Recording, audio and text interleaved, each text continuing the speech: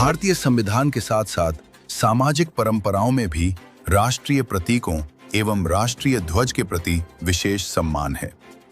पिछले कुछ समय से राष्ट्र प्रेम की भावना को जागृत करने के लिए तिरंगा यात्रा जैसे आयोजन किए जाते हैं, लेकिन चित्तौड़गढ़ में जिला मुख्यालय पर कलेक्टर आवास के सामने प्रताप पार्क में शहीद स्मारक पर राष्ट्रीय ध्वज लहराने के लिए विशेष स्थान चिन्हित किया गया, जहां एक बड़ा तिरंगा लहरा रहा है, लेकिन उसकी स्थिति ऐसी है मानो इसे लहरा देने के बाद जिम्मेदारों की जिम्मेदारी खत्म हो गई है।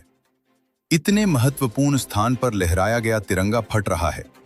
इससे ऐसा प्रतीत हो रहा है कि रखरखाव के लिए जिम्मेदारों को ना तो अपनी जिम्मेदारी से कोई लेना देना है, ना ही राष्ट्रीय गौरव और राष्ट्र प्रेम की भावना से कोई मतलब है। फटा और उधरा हुआ तिरंगा ये साबित कर रहा है कि जिम्मेदारों के मन में राष्ट्रपति कोई प्रेम नहीं, अपितु केवल और केवल औपचारिकता शेष रह गई है। बड़ी बात यह है कि इसके रखरखाव की जिम्मेदारी नगर परिषद चित्तौड़गढ़ की है और इसका प्रशासनिक का कार्यभार सुनियोजित नगर विकास के लिए जिम्मेदार नगर विकास न्यास के सचिव कैलाश गुर्जर के पास है।